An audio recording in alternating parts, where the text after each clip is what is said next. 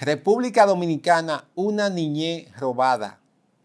Algo como la niñez no existe para el 21% de las niñas adolescentes en la República Dominicana, las cuales en algunos casos entre 12 y 14 años tienen hijos y en otro caso entre 15 y 19 años no pueden seguir estudiando. Pero al margen de todo, imaginemos qué sucede con una niña que en esos lazos de su vida, que debe de tener un desarrollo, tenga que tener 1 o 2 hijos de una pareja que en el peor de los casos le duplica la edad y todas esas cosas. Los datos que arroja el censo, el 10º censo nacional, son espeluznantes para la República Dominicana. Es una cuestión que deja al descubierto nuestras grandes debilidades y lo que decía Mocoso Puello, de la gran dificultad de nosotros avanzar, de la gran dificultad de nosotros establecer parámetros significativos. ¿Cómo podemos avanzar con una adolescencia sumergida en el caos de la mayor pobreza y el Estado no interviene para nada? Más aún, se ignoran las leyes que le favorecen.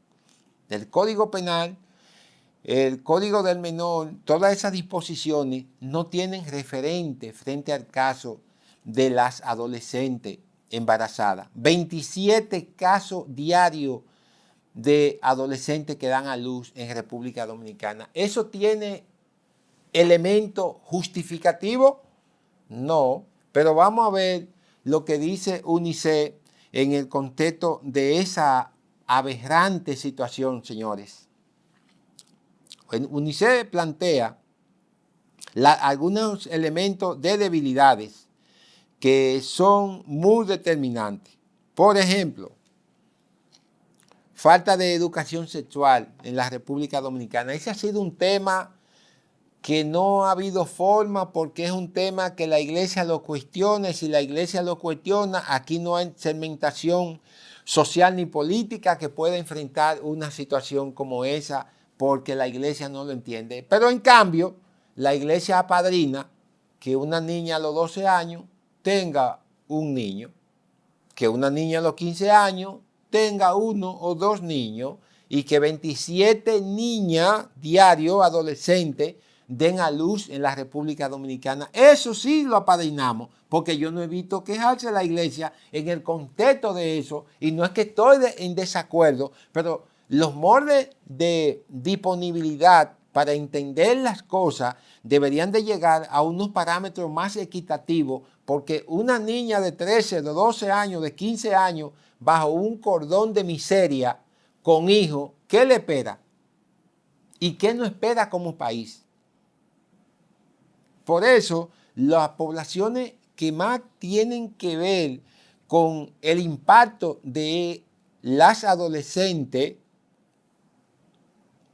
son las de la comunidad fronteriza. ¿Cuál es el dato que arroja? Bueno, eso es sencillo. Eso es sencillo.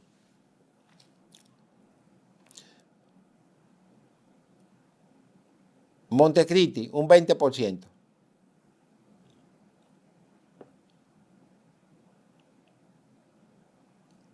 Dajabón, un 21%. Jimaní, un 22%. Vean eso. Vean eso. Toda esa situación va cabalgando negativamente con nosotros. Ahora, ¿qué sigue diciendo UNICEF en República Dominicana? La desigualdad económica de género, normalización de uniones tempranas y violencia sexual, no hay control, falta de acceso a servicios de salud reproductiva. Todas esas situaciones se ven en el marco de la ausencia de una política oficial, pero sobre todo de un seguimiento y de un nivel de protección legal a esas niñas.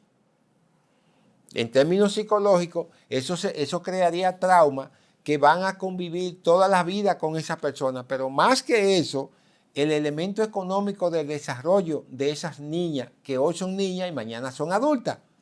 Por eso observamos que situaciones como la que se denunció y que nosotros hablamos de eso, de un joven en Vallaguana que tiene 20 años y la madre tiene 32, 33, ahora no le quieren dar el acta de nacimiento. Y el joven no puede ir a la escuela o a la universidad porque está inhabilitado.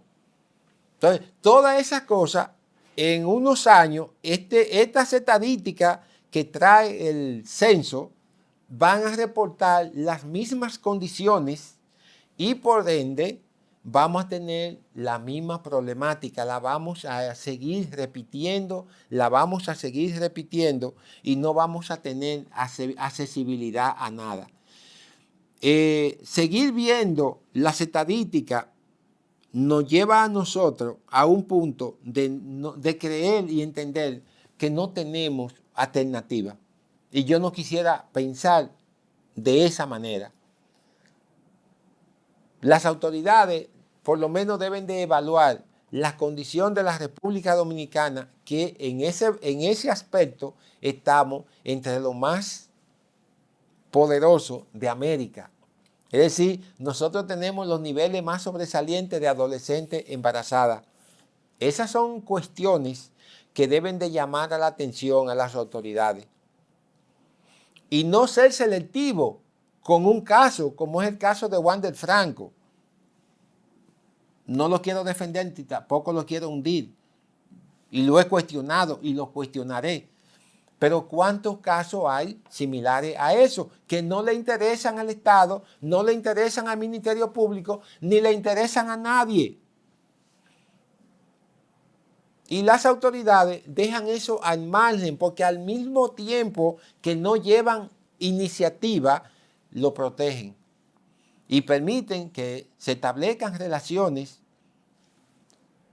muy desequilibradas, pero creando un desasosiego inexplicable para la República Dominicana, porque los niveles de pobreza, los niveles de desarrollo, bajo esas condiciones, siempre estarían mucho más abiertos y las posibilidades de esas niñas se vuelven nulas, porque antes de salir de la primaria ya tienen hijos, ya tienen una relación, ya han formalizado hogares que solamente existen en la mente de quien piensa cuando hay un hijo, porque esas niñas se quedan en la mayoría de los casos abandonadas, sin ningún tipo de recompensa socialmente que le avale y que le ayude a crear mejores y mayores condiciones